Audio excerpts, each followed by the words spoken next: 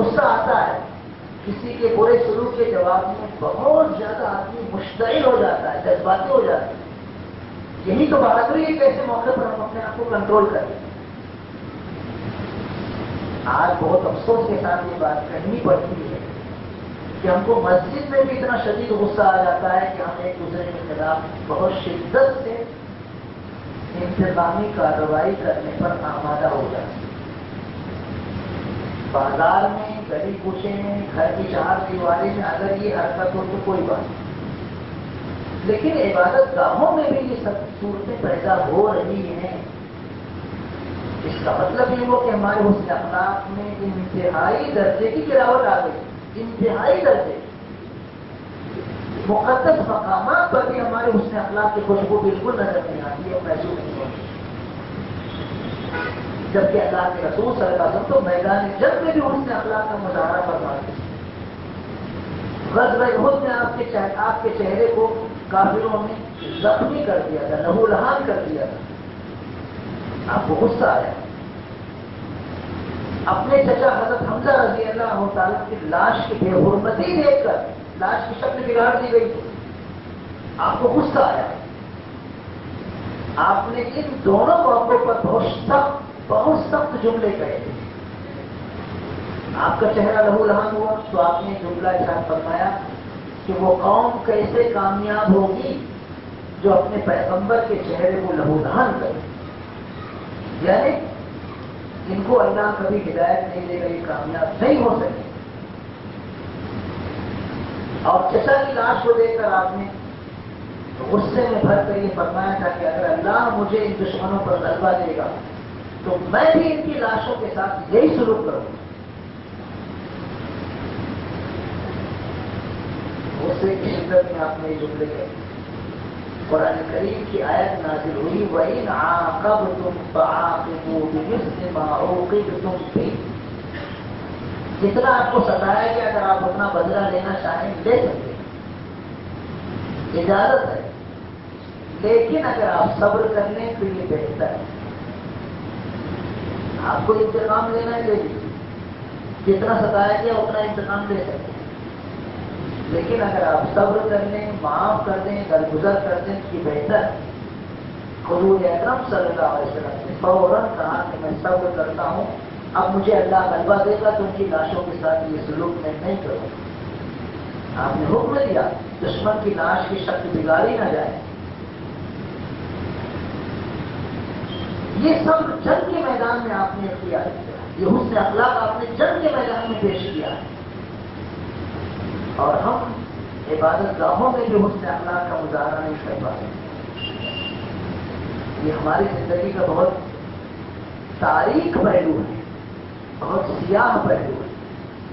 صورتحال ہمارے ذکر پہ کیسی ہے آپ حضرات اچھی طرح جانتے ہیں۔ مسجدوں کو مسمار کیا جا رہا ہے، آپ اچھی طرح جانتے ہیں۔ مدرسوں میں تالے لگ رہے ہیں، مکاتب بند ہو رہے ہیں، دینی تعلیم پر بین لگایا جا رہا ہے، آپ حضرات اچھی طرح جانتے ہیں۔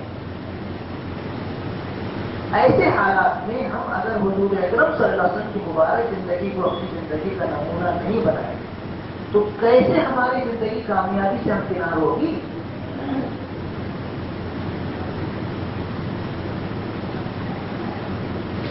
اسپین اور پرتگال، جس کو پہلے اندلس کہا جاتا تھا، 800 سال تک مسلمان وہاں حکمراں رہے، بڑی عزت کے ساتھ، بڑی طاقت و قوت کے ساتھ حکومت کرتے رہے، اور صرف حکمرانی ہی کے میدان میں آگے نہیں بڑھے، علم کے میدان میں بھی، سائنس کے میدان میں بھی بہت آگے بڑھے۔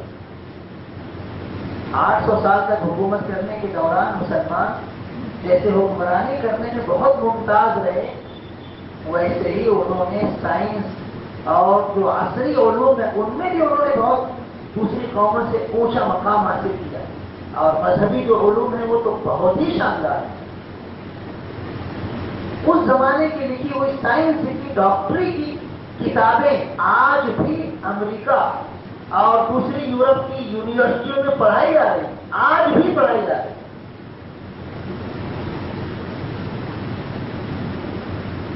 اتنی شاندار حکومت، لیکن اس کے بعد جب زوال آیا تو جیسے جھاڑو دے کر مسلمانوں کو وہاں سے صاف کر دیا.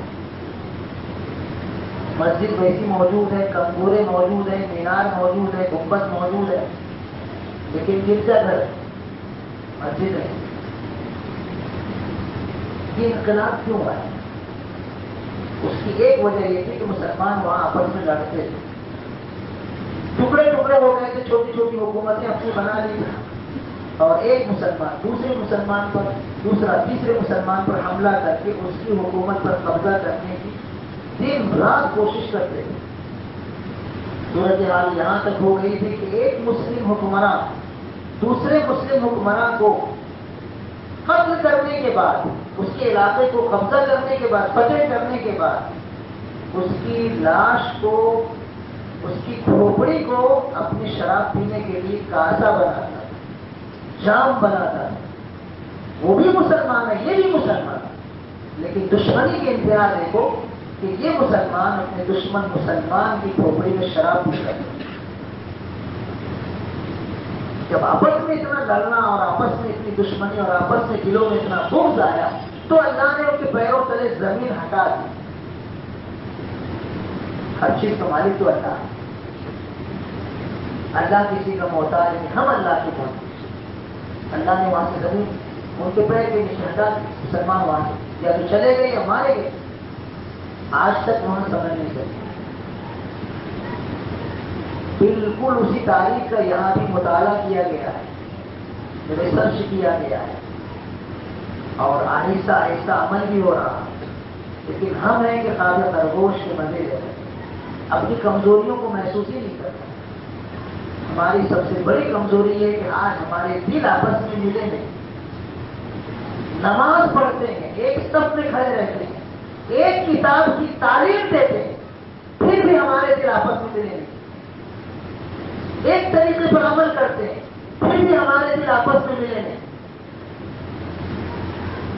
آخر کیسے ہم آپس میں ملیں گے؟